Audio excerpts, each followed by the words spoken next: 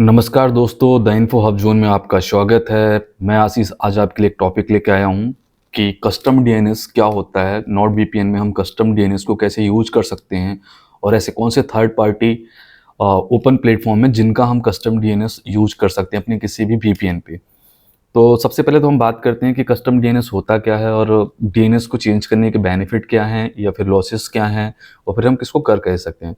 तो सामने आपको एक स्क्रीन दिख रही होगी, इस स्क्रीन में आप देखो custom DNS beyond the basic लिखा हुआ है। तो मैं आपको बताता हूँ कि कस्टम डीएनएस का जो मेन काम है वो ये है कि जैसे अगर आप कोई भी वीपीएन यूज करते हो, वर्चुअल प्राइवेट नेटवर्क यूज करते हो कुछ सर्च करने के लिए।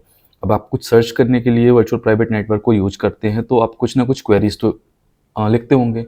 अब आप उस क्वेरीज को जब लिखते हैं तो उस क्वेरीज का डेटा कहाँ सेव होता है? उस क्वेरी का डेटा कई बार तो उसी वीपीएन प्रोवाइडर के पास सेव होता है, बट वो किसी के साथ शेयर नहीं करते। आपकी जो सर्च क्वेरी रहती है वो बहुत ही सेफ रहती है। लेकिन कई बार आपको फिर भी लगता है कि यार नहीं यार, मेरी क्वेरी सही तरीके से सेफ हो रही है, नहीं हो रही है, या कुछ प्रॉब्लम तो नहीं है। तो उसके लिए आप क्या कर सकते हो कि कस्टम डीएनएस का यूज कर सकते हो।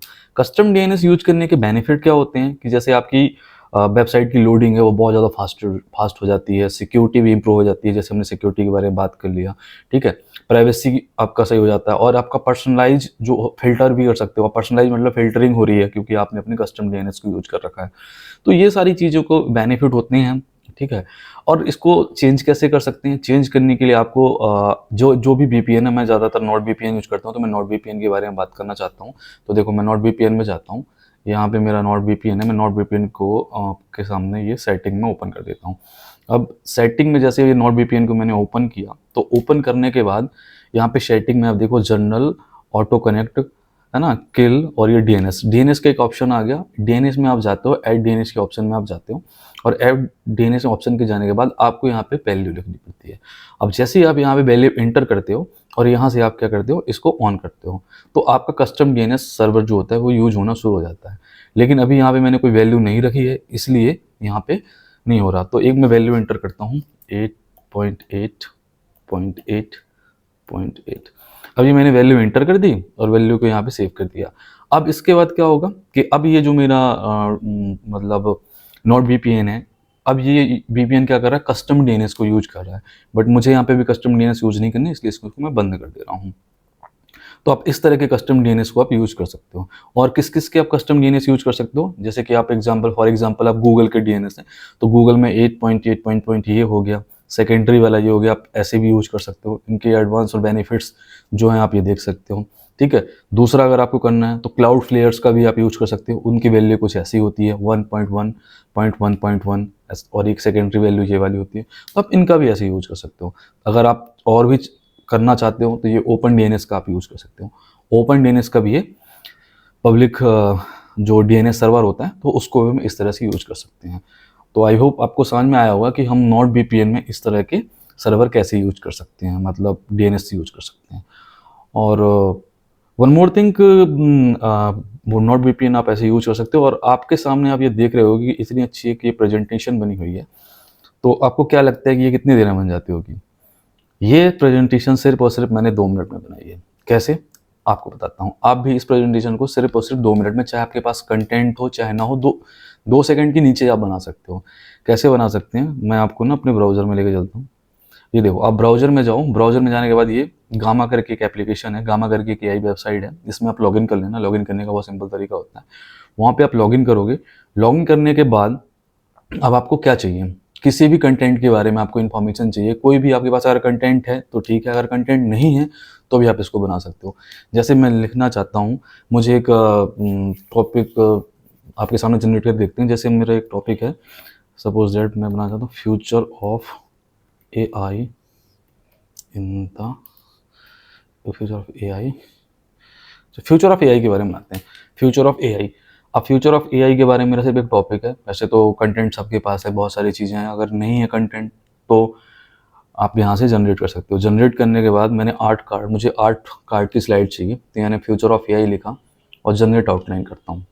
जनरेट जैसे आउटलाइन किया ना, तो देखो ये मुझे पूरा बता दिया था future of AI, AI advances के बारे में इन्होंने पूरा टॉपिक दे दिया। इसके बाद आप यहाँ पे जाओ तो ब्रीफ में चाहिए, आपने ब्रीफ में, मीडियम में चाहिए मीडियम में, डिटेल्स में चाहिए तो डिटेल्स में, ठीक है। चलो मैंने यहाँ पे मीडियम सेलेक्ट कर लिया। यहाँ पे आपको ऑटो चाहिए, वेब चाहिए, एआई इमेजेस चाहिए, जिसका भी आपको यूज करना है आप यूज करो। और इसके बाद क्या कर दो, आप इसको जनरेट कर दो। ठीक है,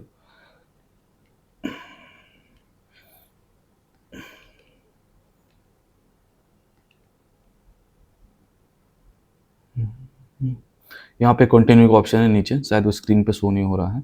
इसके नीचे जस्ट कंटिन्यू का ऑप्शन होता है। ठीक है, उसको आप जैसे जनरेट करेंगे ना तो ऐसे जनरेट होने लगेगा। और ये आपको यहाँ से आप थीम सेलेक्ट कर सकते हो कि अभी कौन सी थीम चाहिए, ऐसी थीम चाहिए, ऐसी थीम चाहिए। चलो मैं जो भी है उसी थीम को यूज करता हूँ, यहाँ पे जनरेट में क्लिक कर देता हूँ। ठीक है, अब देखो जैसे आपने जनरेट में क्लिक किया ना, एकदम से जादू सा हो जाएगा। ये देखो पूरा का पूरा अपने हिसाब से ले रहा है। ठीक है, कैसी इमेजेस चाहिए, कौन सा, कहाँ पे कौन सा कंटेंट है, कहाँ पे कैसा, मतलब किस तरह का यूज करना है। अब ये देखो, आप इसको अगर प्रेजेंट करके दिखाऊँ ना मैं आपने, ये देखो पहली slide future of AI, second slide, ये third slide, fourth slide, 5 slide, 6, 7, 8, यहीं तक हमने बनाया था। तो इतना शानदार जो है ना, ये एक मतलब आपको ना 1 मिनट के अंदर कंटेंट भी जनरेट कर देता है और साथ में आपको ये भी बता देता है कि कैसे आपको स्लाइड बनानी है, पूरा ग्राफिक्स वाफिक के साथ। 1 नंबर, आप देखो ना। तो अगर आपको भी ऐसे बहुत ज़्यादा क्विकली अपने बॉस को प्रेजेंट मतलब बॉस को प्रेजेंट करना है या किसी क्लाइंट को प्रेजेंट करना है और बहुत आपके पास कम टाइम है, तो आप इस तरह की मतलब एआई का यूज करके ऐसी आप पीपीटी बना सकते हो।